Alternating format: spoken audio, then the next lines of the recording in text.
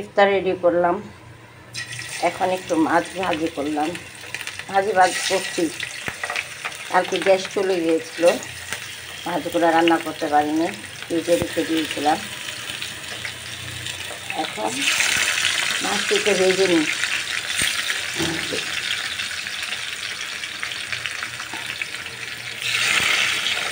আর এগুলো সম্পূর্ণ একটু ভাজছি। আর এখানে মেয়ে তো নিত্যদিনের খাবার এগুলো খায়।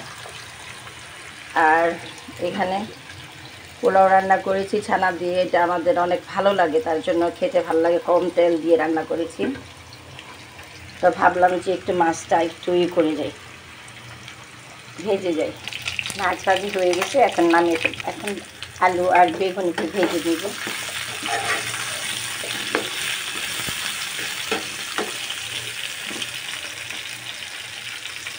রুই মাছ আলু দিয়ে রান্না করেছিলাম সেদিন, আমার মেয়ে নাকি খুব ভালো লেগেছে, তার জন্য আজকে আবার একটু বেগুনি খাওয়ার জন্য বেগুন নিয়ে আসছিলাম, ছিল বাসায়, ঘরে ছিল, তার জন্য একটা আলুর সঙ্গে দুইটা বেগুন আমি সঙ্গে দিয়ে দিলাম। আজকে আর প্লেট দেখাচ্ছি না, আজকে গ্লাস দেখাচ্ছি না। বিটরুট আছে, তারপরে অরেঞ্জ জুস আছে, এখানে তরমুজ আছে, এখানে আমার মেয়ের নিত্যদিনের খাবার এগুলো আছে। আর কি কাবাব নাগেট ছিল, এই নাগেট ওই খাবে, আমি তেমন একটা খাবো না। আর ছানা পোলাও রান্না করেছি, সেটাও করেছি। আর এখানে তরমুজ আছে, হয়ে যাবে ইনশাল্লাহ। বেশি খাইলেই খাওয়া হয়। ফ্রুট আনবো, আজকে প্রচুর বৃষ্টি হচ্ছে আমাদের সিলেটে। আলু বেগুন ভাজা হয়ে গেছে, এখন আমি নামিয়ে ফেলবো। এখানে তেল দিয়েছি, পেঁয়াজ দিয়েছি, লবণ দিয়েছি, কারণ ইফতারের সময় হয়ে গেছে তো, তার জন্য মানে প্রত্যেকটা কাজের মধ্যেই আমার ইনভলভ হতে হচ্ছে। তার জন্য একটু আর্লিভাবে রান্না করে আমি যখন নামাজ পড়তে যাই তখন আস্তে আস্তে আমার লেট হয়, তখন আমার শরীর প্রবলেম দেখা দেয়। এখন কিছুটা আমি দিয়ে দিব টমেটো। এখন আমি কিছুটা একটু রসুন দিয়ে দিব।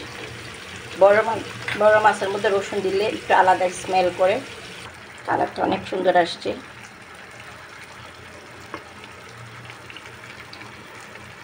কিছুটা হলুদ দিয়ে দিলাম, কিছুটা ধনিয়া দিয়ে দিলাম, কিছুটা মরিচের গুঁড়ো দিয়ে দিলাম।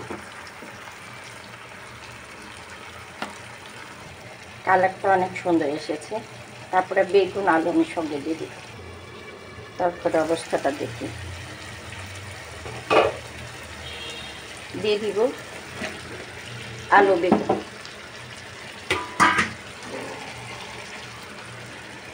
আলু বেগুনটা দিয়ে দিলাম।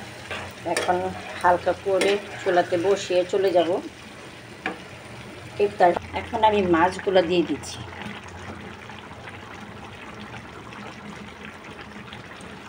মাছগুলো দিয়ে একটু ঝোল দিয়ে আমি চুলাটা নিভিয়ে দিব, নাহলে আঁচ কমিয়ে দিব।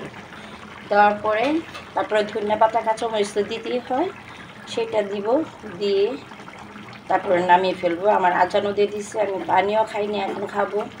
আমার একটু কাজ ছিল, সে কাজটুকু শেষ করলাম আলহামদুলিল্লাহ।